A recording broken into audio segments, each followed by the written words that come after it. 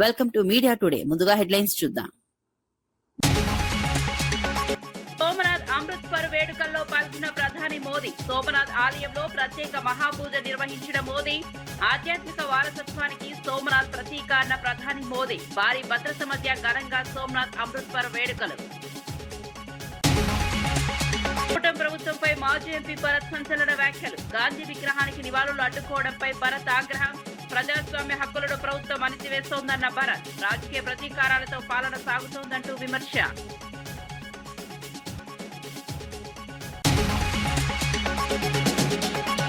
బండి సంజయ్ కుమారుడి కేసుపై మంత్రి పొన్నం స్పందన. నిక్షేపపాత దర్యాప్తు జరుగుతోందంటూ పొన్నం స్పష్టం.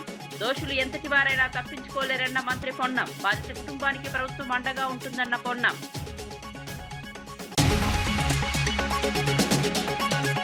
చంద్రబాబు ఇంటి పక్క భూములపై పేర్ని నాని ప్రశ్నలు. గ్రీన్ బెల్ట్ గా భూములు ఎలా మారాయంటూ పేర్ని ఫైల్. చంద్రబాబు ఇంటి పక్క ప్లాట్లపై వివరణ ఇవ్వాలన్న నాని. భూముల వ్యవహారంలో పారదర్శకత కోరిన పేర్ని నాని.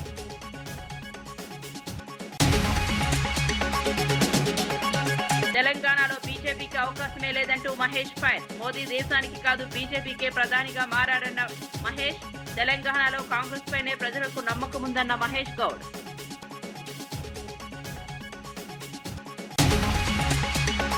గుజరాత్ లోని గిర్ సోమనాథ్ జిల్లాలో జరుగుతున్న సోమనాథ్ అమృత్సర్ 2026 వేడుకలు ఘనంగా కొనసాగుతున్నాయి. ప్రధాని నరేంద్ర మోదీ సోమనాథ్ ఆలయాన్ని సందర్శించి ప్రత్యేక మహాపూజ నిర్వహించారు. అనంతరం ఆలయ శిఖరంపై ప్రత్యేక కుంభాభిషేకం, ధ్వజారోహణ కార్యక్రమాల్లో పాల్గొన్నారు. దేశవ్యాప్తంగా వచ్చిన భక్తులు, సాధువులు, బీజేపీ నేతలు ఈ వేడుకలకు హాజరయ్యారు. ఆలయ అభివృద్ధి, ఆధ్యాత్మిక పర్యాటకానికి కేంద్ర ప్రభుత్వం ప్రాధాన్యత ఇస్తోందని ప్రధాని పేర్కొన్నారు. సోమనాథ్ ఆలయం భారత ఆధ్యాత్మిక వారసత్వానికి ప్రతీక అని మోదీ అన్నారు. पोखरण में परमाणु परीक्षण किया था।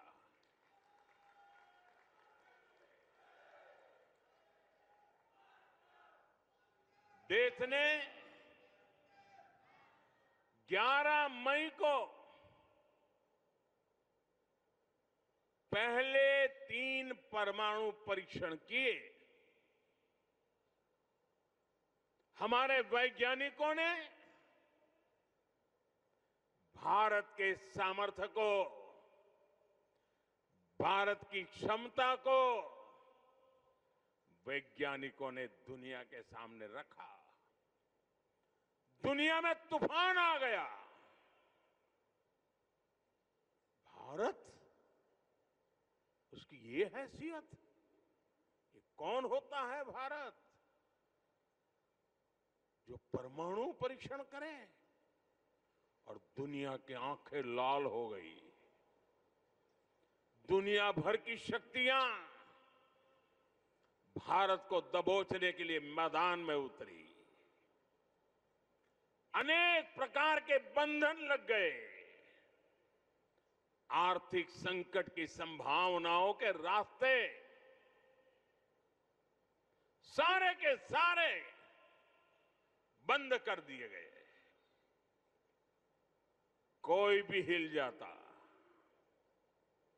जब दुनिया भर की बड़ी बड़ी शक्तियां इतना बड़ा आक्रमण कर दें तो आगे के रास्ते दिखते नहीं है। लेकिन हम कोई और मिट्टी के बने हुए हैं।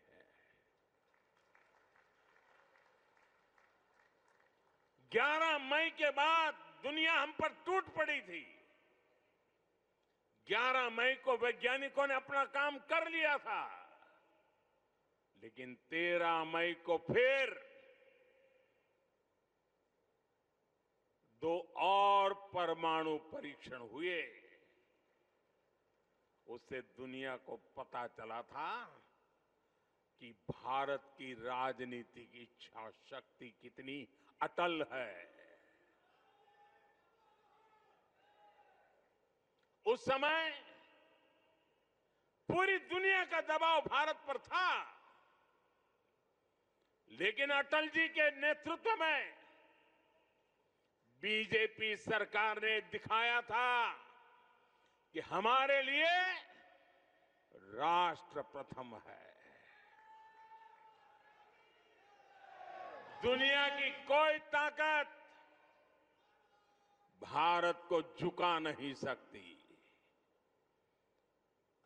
दबाव में नहीं ला सकती।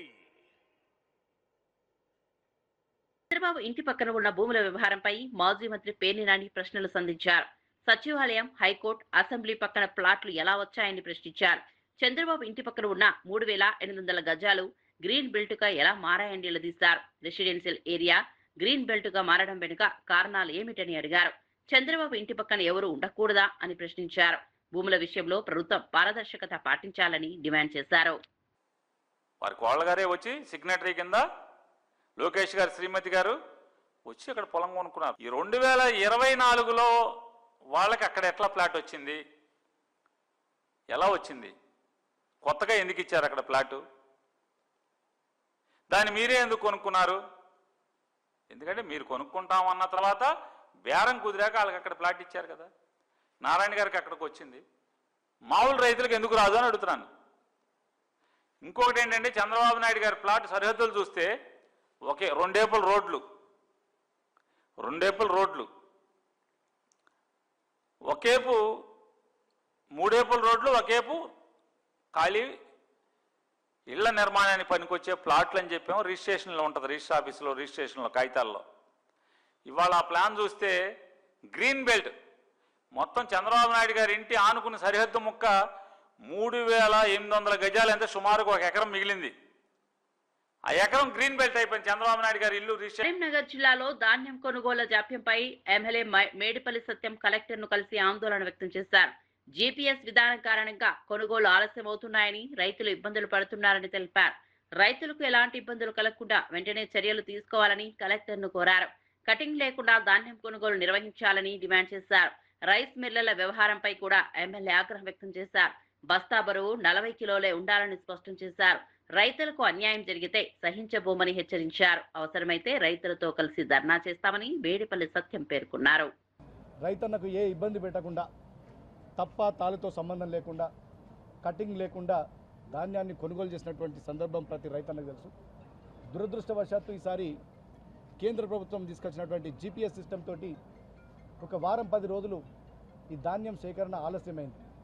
దానివల్ల సెంటర్లలోకి లారీలు అనుకున్నంత రీతిలో రాకపోవడం, అదేవిధంగా ఈసారి చాలామంది రైతులు ఈసారి కొంచెం కటింగ్ ఎక్కువ చేస్తుందని చెప్పి ఫీల్డ్ లెవెల్ నుంచి ఫీడ్బ్యాక్ వస్తున్నప్పుడు ఒక ఎమ్మెల్యేగా, జిల్లా కాంగ్రెస్ పార్టీ అధ్యక్షుడిగా ఈ కరీంనగర్లో రైతాంగం తరపున తప్ప తాలుతో సంబంధం లేకుండా, కటింగ్ లేకుండా ధాన్యాన్ని సేకరించాలని చెప్పి కలెక్టర్ గారిని కోరడం జరిగింది.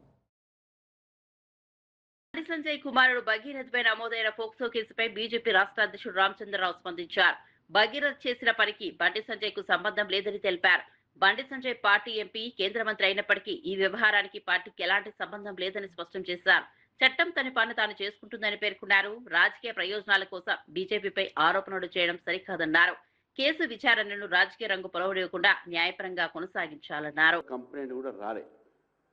చనిపోయిన వాళ్ళు, భారతదేశ గుర్తింపు కార్డు లేని వాళ్ళు, ట్రాన్స్ఫర్ అయిన వాళ్ళు, దొంగ ఓట్లు, డూప్లికేట్ ఓట్లు మాత్రమే తొలగించబడ్డాయి. అది తెలంగాణలో కూడా ఆ పరిస్థితి మేము తీసుకువస్తున్నాము. ఇది భారతీయ జనతా పార్టీ తీసుకువచ్చింది కాదు. ఇది ఎలక్షన్ కమిషన్ ఆఫ్ ఇండియా పీరియాడికల్గా చేసేటటువంటి రివిజన్. ఈ ఎస్ఐఆర్ ఏతుందో అది బీజేపీ ప్రోగ్రాం కాదు. 11 సార్లు ఈ దేశంలో ఇండిపెండెన్స్ వచ్చిన తర్వాత ఎస్ఐఆర్ జరిగింది. లాస్ట్ ఎస్ఐఆర్ 2002 నుంచి 2005 వరకు జరిగినాయి. ఈ 20 సంవత్సరాల ఓటర్ లిస్టులో ఎన్ని మార్పులు ఉంటాయో మనకు తెలుసు. కాబట్టి దాన్ని ప్రక్షాళన చేయటమే cleaning of the voters list కాదు మాత్రమే. మొన్నటి వరకు రోహింగ్యాల ఒక ఓట్ల మీద, దొంగ ఓట్ల మీద, చనిపోయిన వాళ్ళ దొంగ ఓట్ల మీద, ఇవన్నీ వీటి మీద ఆధారపడిన టీఎంసీ కానీ, అంతకుముందు కమ్యూనిస్ట్ పార్టీ కానీ వాళ్ళ అధికారంలో ఉన్నారు. ఇప్పుడు అసలైన ఓటర్ల ఒక గెలుపు ఇది బీజేపీ రావటం.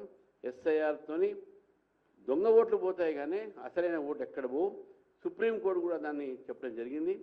ఏ ఒక్క ఓటర్ కూడా నా ఓటు తీసేశారని ముందుకు వాళ్ళు రాలేదు.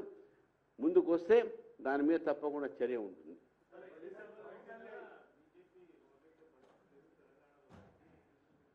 ప్రధాని మోదీ హైదరాబాద్ పర్యటనపై ప్రొఫెసర్ కోదండరాం కీలక వ్యాఖ్యలు చేశారు. జనగణనలో కులగణన 42% రిజర్వేషన్లపై ప్రధాని ప్రకటన చేస్తారని ఆశించామని అన్నారు. కానీ మోదీ కేవలం శుభాషితాలు మాత్రమే చెప్పారని విమర్శించారు. పెట్రోల్ తక్కువ వాడాలి, బంగారం కొనొద్దు, విదేశీ పర్యటనలు తగ్గించండి అనే విషయాలు చెప్పడానికి ఇంత దూరం రావాల్సిన అవసరం లేదన్నారు. తెలంగాణ విభజన హామీలు, రాష్ట్ర అభివృద్ధిపై స్పష్టత వస్తుందని భావించామని, కానీ నిరాశే మిగిలిందన్నారు.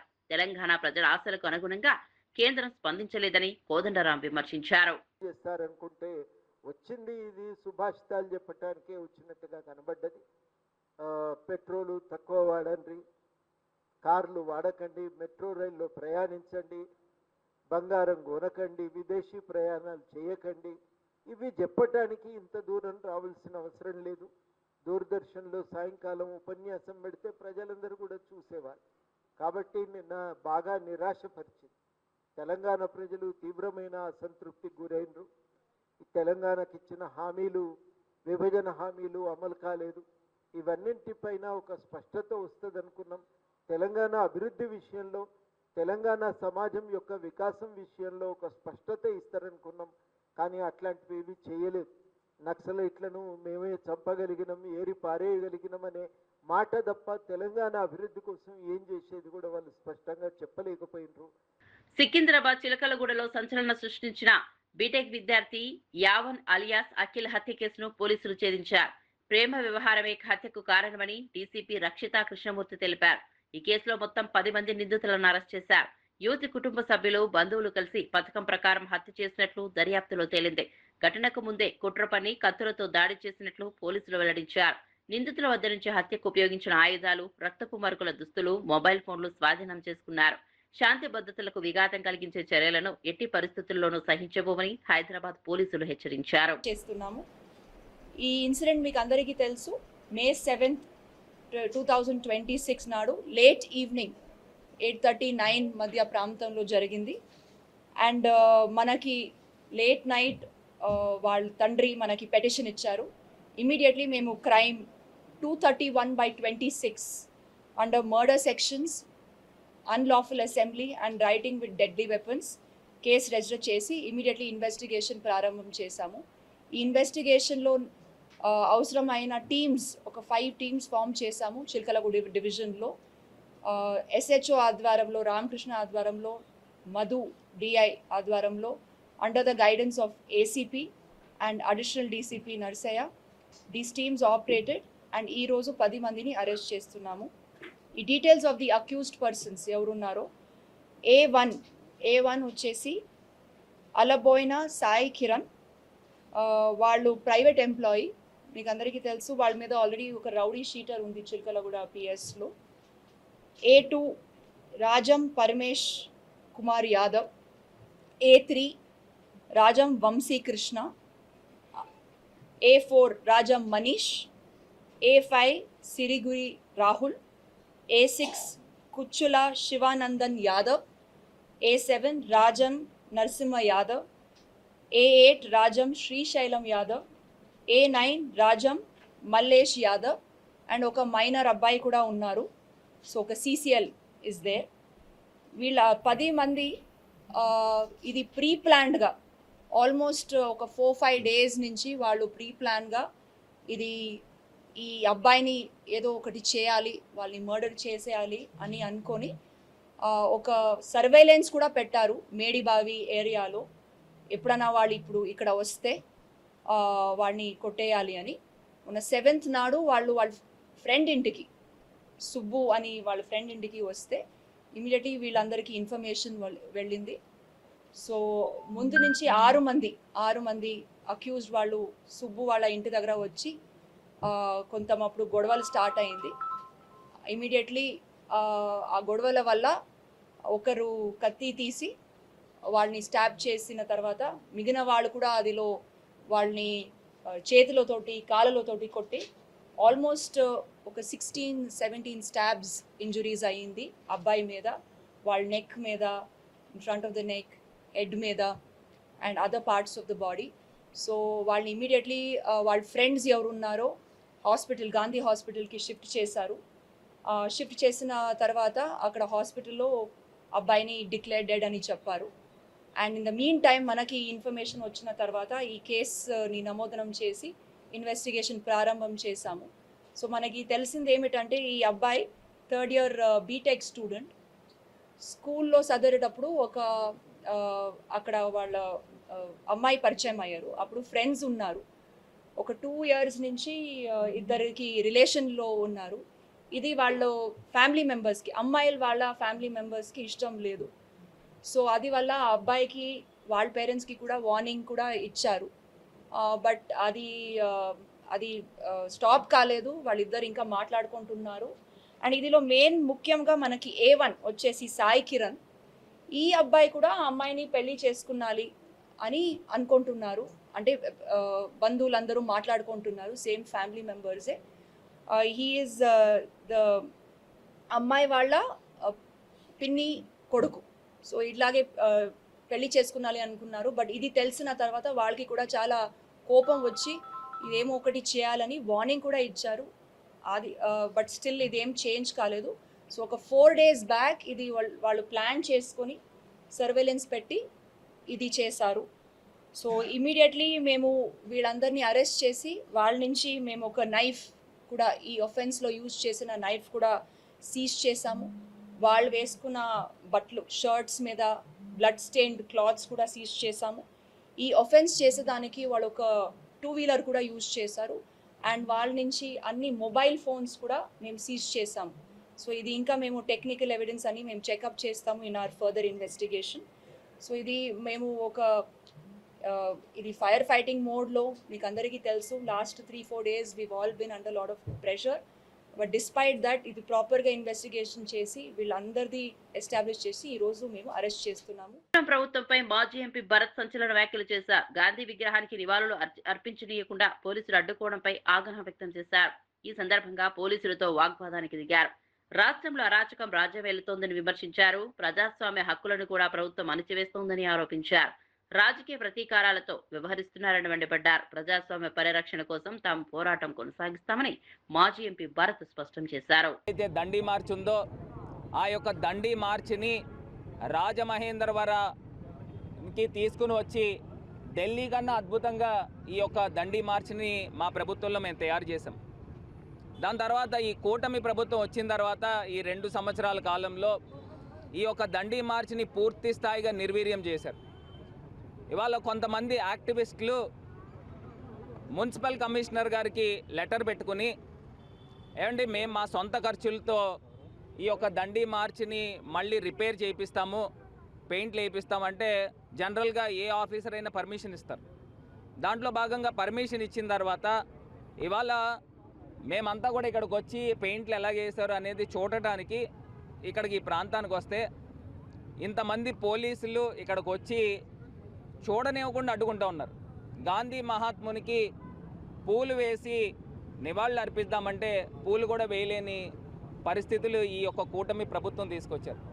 ఒకటే అంశం అడుగుతున్నా, ఒక 2 నెలల క్రితం అనుకుంటా మహాత్మా గాంధీ గారి చేతిలో బియర్ బాటిల్ పెట్టారు.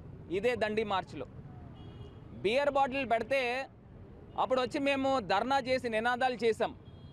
ఇప్పుడు దాకా పోలీస్ డిపార్ట్మెంటు అది ఎవరు చేశారో, ఆకతాయిలు చేశారా, లేకపోతే కిట్టన్ వాళ్ళు చేశారా, లేకపోతే దేశద్రోహులు చేశారా, ఎవరు చేశారా అనేది పట్టుకున్న సందర్భం ఇప్పుడు దాకా లేదు. సంజయ్ కుమారుడిపై తెలంగాణ ప్రభుత్వం ఎలాంటి కక్షపూరితంగా వ్యవహరించడం లేదని మంత్రి పొన్నం ప్రభాకర్ తెలిపారు. కేంద్ర మంత్రి అయిన బండి సంజయ్ స్వయంగా తన కుమారుడిపై వచ్చిన ఆరోపణలపై విచారణ కోరాల్సిందని అన్నారు. సానుభూతి కోసం కుట్ర ఆరోపణలు చేయడం మానుకోవాలని సూచించారు. మైనర్ బాలికకు న్యాయం చేయాల్సిన బాధ్యత ప్రభుత్వంపై ఉందన్నారు. ముఖ్యమంత్రి ఆదేశాలతో మహిళా డీసీపీ ఆధ్వర్యంలో నిక్షిప్తపాత దర్యాప్తు జరుగుతుందని తెలిపారు. దోషులు ఎంతటి వారైనా చట్టం ముందు తప్పించుకోలేరని హెచ్చరించారు. బాధిత కుటుంబానికి తెలంగాణ ప్రభుత్వం అండగా ఉంటుందని మంత్రి పొన్నం స్పష్టం చేశారు. మీరు దాని మీద ఏదో కుట్ర చేస్తా ఉన్నారు, సానుభూతి కొరకనే ప్రయత్నం చేసే కంటే ఆ అమ్మాయి మిమ్మల్ని కలిసిన మాట వాస్తవమా కాదా, ఆ అమ్మాయితో బాబు తిరిగిన మాట వాస్తవమా కాదా, వాటిని నిరూపణ చేసుకోవడానికి ప్రయత్నం చేసి నిర్దోషిగా అయితే నిర్దోషిత్వం నిరూపించుకోండి. కానీ మీరు కేంద్ర హోంశాఖ సహాయ మంత్రి ఉండి ఒకవేళ పొరపాటు జరిగితే చట్టం తన పని తాను చేసుకుపోయే విధంగా ఉండాలని కోరుకుంటా ఉన్నా. ఇక్కడ ఎవరి పట్ల ఎవరికి తెలంగాణ ప్రభుత్వం వివక్ష లేదు. తెలంగాణ ఆడబిడ్డలను కాపాడే బాధ్యత ఈ ప్రభుత్వం మీద ఉంది. తప్పకుండా తెలంగాణ ఆడబిడ్డలకు విశ్వాసం కలిగజేస్తాం. ఎక్కడ ఇటువంటి చర్యలు జరిగితే వారికి పూర్తిగా సపోర్ట్గా ఉంటుంది. దాని తర్వాత నిన్న మొన్న కొంత మున్నూరు కాపు సంఘానికి సంబంధించిన నాయకులు కూడా ఏదో వివక్షపూరితంగా వ్యవహారం చేస్తామని చెప్తా ఉన్నారు. నాకున్న సమాచారం మేరకు ఆ అమ్మాయి కూడా సేమ్ మున్నూరు కాపు వర్గానికి సంబంధించిన అమ్మాయి అని తెలిసింది. కాబట్టి ఇందులో ఎవరిని బ్లేమ్ చేయడానికి వాడుతున్నటువంటి అంశం లేదు ఇందులో. కాబట్టి ఈ ముఖ్యమంత్రి గారు కూడా ఈ అంశం మీద విచారణకు ఆదేశించినారు. నిన్న ప్రధానమంత్రి గారి ప్రోగ్రాం ఉండడం వల్ల అందరూ కూడా అదే ఏరియాలో ఉండడం వల్ల కొంత ఒక రోజు ఆలస్యమై ఉండొచ్చు. కానీ ఆ కన్సర్న్డ్ డీసీపీ లేడీ ఆఫీసర్ తోటి విచారణ కొనసాగుతోంది. దోషి ఎవరు కూడా తప్పించుకొని పోలేరు, ఎంతటి పెద్దవాళ్ళైనా అనేటువంటిది ప్రభుత్వం అంతే కఠినంగా అంతే సీరియస్గా వ్యవహారం చేస్తుందని గౌరవ ముఖ్యమంత్రి గారే స్వయంగా మరి డీజీపీ గారిని ఆదేశించినారు. తప్పకుండా ఆ కుటుంబానికి కూడా తెలంగాణ ప్రభుత్వం తెలియజేస్తున్నాం. ఎటువంటి ఆందోళన విచారణలో ఏదైనా నాయకత్వ ఒత్తిడి జరిగి మార్పు జరుగుతుందని మీరు అపోహపడే అవసరం లేదు. తప్పకుండా ఇది ప్రజాస్వామ్యం. మీకు జరిగినటువంటి అన్యాయంగా మీరు అది ఒకవేళ తప్పకుండా అటువంటి సంఘటనలు జరిగి ఉండుంటే దోషి మీద ఎటువంటి శిక్షకు వెనుకాడిగే ప్రశ్న లేనేలేదు.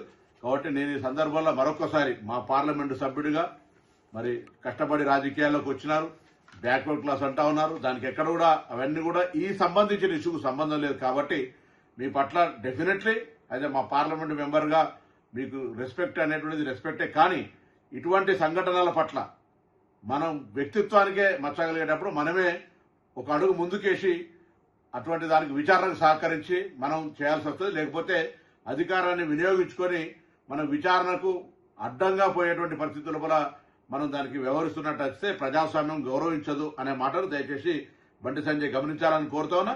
నేను అదేవిధంగా పోలీస్ అధికారులను గౌరవ ముఖ్యమంత్రి గారి ఆదేశాల మేరకు మరొకసారి సీరియస్గా ఆదేశిస్తాను. వెంటనే ఎటువంటి వివక్ష లేకుండా పూర్తి స్థాయి విచారణ జరిగి దోషులు ఎవరైనా సరే కఠినంగా శిక్షించే విధంగా ఉండాలని సందర్భంగా కోరుతా ఉన్నాను. బండి సంజయ్ కుమారుడు బండి భగీరథ్ పై నమోదైన పోక్సో కేసు వ్యవహారంలో బీఆర్ఎస్ నాయకులు తెలంగాణ మహిళా కమిషన్ ను కలిసి ఫిర్యాదు చేశారు. సికింద్రాబాద్ బుద్ధ భవన్ లో సమావేశం అనంతరం మీడియాతో మాట్లాడిన నేతలు కేసు విచారణలో జాప్యం జరుగుతోందని ఆరోపించారు. మైనర్ బాలికకు న్యాయం చేయాలని డిమాండ్ చేశారు. అధికార ప్రభావంతో కేసును బలహీనపరిచే ప్రయత్నాలు జరుగుతున్నాయని అనుమానం వ్యక్తం చేశారు. ఈ వ్యవహారంలో పారదర్శక దర్యాప్తు జరిపి బాధ్యులపై కఠిన చర్యలు తీసుకోవాలని మహిళా కమిషనర్ ను కోరారు.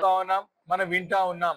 కేంద్ర హోంశాఖ సహాయ మంత్రిగా ఉన్నటువంటి బండి సంజయ్ గారి కుమారుడు మరి పోక్సో చట్టం కింద కేసు నమోదై దాదాపు 3 రోజులు కావస్తా ఉన్నా మరి దానిపైన ఇలాంటి విచారణ చేపట్టకుండా తక్షణం ఎవరైతే బండి సంజయ్ కుమార్ గారి కుమారుడు ఉన్నారో వారిపైన కేసు బుక్ అయింది. ఇమ్మీడియట్ గా వారిని తక్షణం అరెస్ట్ చేయాల్సిన అవసరం ఉన్నా ఇలాంటి చర్యలు తీసుకోకుండా తిరిగి వారిని కాపాడే ప్రయత్నం రాష్ట్రంలో ఉన్నటువంటి హోంశాఖ బాధ్యతలు చేపట్టినటువంటి ముఖ్యమంత్రి రేవంత్ రెడ్డి గారు కాపాడడానికి విశ్వ ప్రయత్నాలు చేస్తున్నది మనకు స్పష్టంగా కనపడతా ఉన్నది. మరి ఈ పోక్సో చట్టం అనేది అందరికి తెలుసు. ఎవరైతే 18 సంవత్సరాలు నిండని అమాయక బాలికల పైన అత్యాచారం చేసే ప్రయత్నం చేసినా వారి పోక్సో చట్టం కింద మనమే కేసు బుక్ చేసి ఇమీడియట్ గా వారిని అరెస్ట్ చేసి దానిపైన విచారణ జరిపించాల్సిన అవసరం ఉంటది. కానీ 3 రోజులు కావస్తా ఉన్నా మరి ఇలాంటి చర్యలే కాదు మరి వారిని కాపాడే ప్రయత్నం జరుగుతూ ఉంది. 3 సార్లు అయినా మా యొక్క పార్టీ కరీంనగర్ లో 3 సార్లు శాసనసభ్యుడు మా యొక్క గంగుల కమలాకర్ గారి చేతిలో చిత్తుగా ఓడిపోయినాడు. కేవలం ఈ బండి సంజయ్ గెలిచిన ఎంపీ అంటే రామ మందిరం దేవుని పేరు చెప్పినటువంటి దౌర్భాగ్యుడు బండి సంజయ్. సొంత బలం లేరు. ఎలక్షన్స్ ముందేమో చిప్ప చేత పెట్టుకుని నాకు ఏమి లేదని చెప్పి అమాయకుని అన్ని తాకట్టు పెట్టుకున్నా అని చెప్పేసి ప్రజలకి దండం పెట్టుకుని గెలిచిన తర్వాత 100 కోట్లు ఏడికెళ్ళి వచ్చిన బండి సంజయ్ గారిని అడుగుతా ఉన్నాం. సమానం చెప్పాలి. మొన్న జరిగిన కరీంనగర్ ఎన్నికల్లో కోట్ల రూపాయలు ఎట్ట ఖర్చు పెట్టాం అడుగుతున్నాం ఈ రోజు మేము. కాబట్టి చాలా క్లియర్ గా నీ యొక్క రాజకీయ చరిత్ర అందరికి తెలుసు. 2018కి ముందు ఏముంటే నువ్వు ఈ రోజు ఏమున్నావు నువ్వు. బ్లాక్ మెయిల్ రాజకీయాలకి రేవంత్ రెడ్డితో చీకటి ఒప్పందాలు చేసుకుని చీకటి వ్యాపారాలు చేసుకుంటా హైదరాబాద్ పర్యటనలో ప్రధాని మోదీ చేసిన వ్యాఖ్యలను ఎంపీ చామల కిరణ్ కుమార్ రెడ్డి తీవ్రంగా తప్పుపట్టారు. రాజకీయాలు మాట్లాడనని చెబుతూ మోదీ పూర్తిగా రాజకీయ వ్యాఖ్యలకే పరిమితమయ్యారని విమర్శించారు. మన్మోహన్ సింగ్ గుజరాత్ కు చేసిన సహాయం కంటే ఎక్కువ తెలంగాణకు ఇస్తున్నామని చెప్పడం విడ్డూరమన్నారు. నాతో కలిస్తేనే అభివృద్ధి అన్నట్లుగా మోదీ మాట్లాడడం ఫెడరల్ స్ఫూర్తికి విరుద్ధమని పేర్కొన్నారు. తెలంగాణ అభివృద్ధికి సహకరించాలని సీఎం రేవంత్ రెడ్డి చేసిన విజ్ఞప్తిని కూడా ప్రధాని రాజకీయంగా మలిచారని ఆరోపించారు. విషయాన్ని ఆయన మూడోసారి ప్రధానమంత్రి అయిన తర్వాత వచ్చినటువంటి నరేంద్ర మోడీ గారిని రిక్వెస్ట్ చేసి దాంట్లో భాగంగానే ఆయన గతంలో మన్మోహన్ సింగ్ గారు ప్రధానమంత్రిగా ఉన్నప్పుడు మీకు సహకరించి గుజరాత్ మోడల్ని ఎలా తీర్చిదిద్దిర్రో మీరు, అలాగే మీరు ఇప్పుడు ప్రధానమంత్రి గుర్రు కాంగ్రెస్ సీఎంగా నేనున్నా కాబట్టి నాకు సహకరించాలన్న దానికి స్పందిస్తూ నరేంద్ర మోడీ గారు రాజకీయం మాట్లాడను అని చెప్తూనే రాజకీయం మాట్లాడుతూ నేను ఒకవేళ మన్మోహన్ సింగ్ గారు ఇచ్చినట్టు ఇస్తే ఇప్పుడు ఇచ్చిన దాంట్లో సగం కూడా రావని చెప్పడం విడ్డూరంగా ఉంది. భారతదేశంలో ఎన్నో సంవత్సరాలు అధికారంలో ఉన్న కాంగ్రెస్ పార్టీ తీసుకొచ్చినటువంటి ఎన్నో సంస్థలే ఈరోజు ఉన్నాయి తప్ప బీజేపీ వాళ్ళు వచ్చిన తర్వాత కేవలం వాళ్ళు మాటలకే పరిమితమయ్యారు. కొన్ని సెంటిమెంట్ ఇష్యూస్ని తీసుకొని ప్రజలలో విభేదాలు ప్రతిపక్షాలను నిర్వీర్యం చేయాలన్నటువంటి పరిస్థితినే రాజకీయంగా తీసుకురు తప్ప, ఎందుకంటే దానికే నిదర్శనం వెళ్ళినట్టు సబ్జెక్ట్. ఎందుకంటే ఒకవేళ నువ్వు అనుకున్న దాకా రీచ్ కావాలి అనుకుంటే, సాధించాలనుకుంటే తెలంగాణ కోసం ఏదంటే నాతోటి కలువు అప్పుడే సాధ్యమైందని చెప్పకనే చెప్పిండు నరేంద్ర మోడీ గారు. అంటే అర్థమైంది, భారతదేశంలో ఏ ప్రతిపక్ష పార్టీ ఉండొద్దు, ఏ ప్రతిపక్ష పార్టీలో ఉన్నటువంటి ముఖ్య నాయకులు కూడా ఉండొద్దు, ఉంటే నాతోటి ఉండాలి, లేదంటే వాళ్లకు డెవలప్మెంట్ జరగదు. అంటే డబుల్ ఇంజన్ సర్కార్ ఉంటే తప్ప ఈ దేశంలో నరేంద్ర మోడీ గారు చెప్పేది ఏంటంటే బీజేపీకి మద్దతు ఇస్తేనే అభివృద్ధి, లేకపోతే అభివృద్ధి లేదని చెప్పడం జరిగింది. నేను ఒకటే అడుగుతున్నా మోడీ గారు మీరు గతంలో కూడా ఎప్పుడైతే మీరు తెలంగాణ అంశాల గురించి 2 సార్లు మాట్లాడినప్పుడు తల్లిని చంపి బిడ్డను బతికిచ్చిరని చెప్పింది మీరే. అంటే మీకు తెలంగాణ మీద ఉన్నటువంటి తెలంగాణ డెవలప్మెంట్ మీద కానీ, తెలంగాణ ఆవిర్భావం మీద కానీ, తెలంగాణ మీద ఉన్నటువంటి మీ ఆలోచన ఏందో మీరు చెప్పకనే చాలాసార్లు చెప్పారు 7వ ఫ్లోర్లో. మీతో పాటు ఈ మధ్యకాలంలో తేజస్వి సూర్య విభజనను పాకిస్తాన్ ఇండియా విభజనగా పోలిస్తే కూడా మీరు స్పందించలేదు. దీన్ని బట్టి చూస్తే మీకు తెలంగాణ మీద ఏమాత్రం కూడా చిత్తశుద్ధి లేదు. ఉంటే తెలంగాణ విభజన జరిగినప్పుడు ఉన్నటువంటి మిగిలిన హామీలను ఎప్పుడో నెరవేరుదురు. ఈరోజు చంద్రబాబు నాయుడు గారు మీకు మద్దతు పలికినందుకు ఆంధ్రప్రదేశ్కి ఏ విధంగానైతే సహకరించాలనుకుంటుర్రో, ఎందుకంటే వాళ్ళు డబుల్ ఇంజన్ సర్కార్లో ఉర్రు కాబట్టి, అదేవిధంగా మీరు ఒక ప్రధానమంత్రి భారతదేశానికని మర్చిపోవద్దు. మీరు ప్రధానమంత్రి ప్రతి రాష్ట్రం నుంచి వచ్చే నిధులనే మీరు తిరిగి డెవలప్మెంట్కి ఇస్తారు. మీకు స్వతహాగా ఏమి నిధులు ఉండవు. కాబట్టి ఏ రాష్ట్రానికైనా ఏదో ఒక మెజర్మెంట్ ప్రకారం, అంటే వాళ్ళ నుంచి కలెక్ట్ చేసేటువంటి ట్యాక్స్ల పరంగా కానీ, లేకపోతే అక్కడ జరుగుతున్నటువంటి డెవలప్మెంట్ కార్యక్రమాలకు కానీ సమానంగా పంచాల్సిన అవసరం ఉంది. కాబట్టి దీంతో తేటతెల్లమైంది ఏంటంటే ఈ దేశంలో ఏ పొలిటికల్ పార్టీని ఉండనియొద్దని, ఏ పొలిటికల్ పార్టీ మీదైనా ప్రెజర్ అయినా తీసుకొస్తారు, లేకపోతే అభివృద్ధి అంశం మీద ఇలాంటి టార్గెట్ అయినా చేస్తారనేది క్లియర్గా అర్థమైంది. రేవంత్ రెడ్డి గారు కేవలం నిన్న రాష్ట్ర భవిష్యత్ కోసం, రాష్ట్ర ప్రయోజనాల కోసం, రాష్ట్రంలో ఇచ్చినటువంటి హామీలను నెరవేర్చనికనే ఆయన నరేంద్ర మోడీ గారిని ప్రాధేయపడ్డారు. కానీ దాన్ని మాట్లాడనంటూ రాజకీయంగానే మాట్లాడడం జరిగింది. తెలంగాణలో బీజేపీ మొలకెత్తే అవకాశమే లేదని టీపీసీసీ చీఫ్ మహేష్ కుమార్ గౌడ్ అన్నారు. ప్రధాని మోదీ రాష్ట్ర పర్యటనపై స్పందించిన ఆయన, మోదీ దేశానికి ప్రధానిగా కాకుండా బీజేపీకి ప్రధానిగా వ్యవహరిస్తున్నారని విమర్శించారు. అన్ని రాష్ట్రాలకు సమాన నిధులు కేటాయించి ఆదుకోవాల్సిన బాధ్యత ప్రధానికి ఉందన్నారు. కానీ రాజకీయాలకే ఎక్కువ ప్రాధాన్యత ఇస్తున్నారని మండిపడ్డారు. తెలంగాణ ప్రజలు ఈ విధానాన్ని అంగీకరించారని స్పష్టం చేశారు. ప్రధాని ఎన్నిసార్లు తెలంగాణకు వచ్చినా బీజేపీ బలపడే పరిస్థితి లేదన్నారు. పశ్చిమ బెంగాల్లో సెక్యులర్ ఓట్లు తొలగించడం ద్వారా బీజేపీ అధికారంలోకి వచ్చిందని ఆరోపించారు. తెలంగాణలో మాత్రం కాంగ్రెస్ ప్రభుత్వంపైనే ప్రజలకు నమ్మకం ఉందని మహేష్ కుమార్ గౌడ్ పేర్కొన్నారు. ఈ రాష్ట్రం కొత్తగా అవతరించిన రాష్ట్రం, 12 సంవత్సరాల రాష్ట్రం, చిన్న రాష్ట్రం, కొత్త రాష్ట్రం. ఇక్కడ ఇవ్వాల్సినటువంటి నిధులు, విధుల గురించి ఉండాల్సింది. విభజన హామీలో ఇచ్చినటువంటి హామీల గురించి, విభజన చట్టంలో హామీల గురించి మాట్లాడి ఉంటే బాగుండేది. ఈ రాష్ట్రాన్ని అన్ని రకాలుగా ఆదుకోవాల్సినటువంటి ప్రధానమంత్రి గారు కేవలం రాజకీయాలు మాట్లాడి ఈ రాష్ట్రంలో మేమే వస్తామనే మాట చెప్పడం వారు బీజేపీ పార్టీ కొరకే వచ్చినట్టుగా కనబడతా ఉంది. వారు ప్రధానమంత్రి హోదాలో వచ్చినారు. ప్రధానమంత్రి హోదాలో రాష్ట్రానికి ఇవ్వాల్సినటువంటి అభివృద్ధి గురించి మాట్లాడుంటే సంతోషించే వాళ్ళం. బహుశా ప్రధానమంత్రి గారికి తెలియదు ఈ రాష్ట్రం యొక్క స్థితిగతులు, ఈ రాష్ట్రం యొక్క భౌగోళిక కుల సమీకరణలు. ఈ రాష్ట్రంలో బీజేపీ పార్టీ మొలకెత్తే సమస్య లేదు. ఇవాళ వెస్ట్ బెంగాల్లో ఏ రకమైనటువంటి రాజకీయాలు చేసి వాళ్ళ అధికారంలోకి వచ్చారో ఒక్కసారి ప్రజలకు అర్థం కావాలి. 1 కాదు 2 కాదు 92 లక్షల ఓట్లు తీసేశారు. సెక్యులర్ భావాలు కలిగినటువంటి ఓట్లు తీసేసి అక్కడ అధికారంలోకి వచ్చే ప్రయత్నం చేసినారు. ఇక్కడ తెలంగాణ కూడా అలాంటి ప్రయత్నాలు సాగవు. తెలంగాణ ప్రజలు విఘ్నులు. తెలంగాణ ప్రజలు లౌకికవాదం నమ్ముకున్న ప్రజలు కాబట్టి ఇక్కడ అలాంటి పప్పులేం ఉడకవు. ప్రధానమంత్రి గారు ఇంకెన్నిసార్లు వచ్చినా వారు ఒక ప్రధానిగా ఇక్కడ ఇవ్వాల్సిన నిధులు విధులు ఇవ్వాల్సిందే తప్ప రాజకీయంగా వారు ఎన్ని మార్లు పర్యటనలు చేసినా ఇక్కడ బీజేపీ బలపడే అవకాశమే లేదు. మరిన్ని అప్డేట్స్ కోసం చూస్తూనే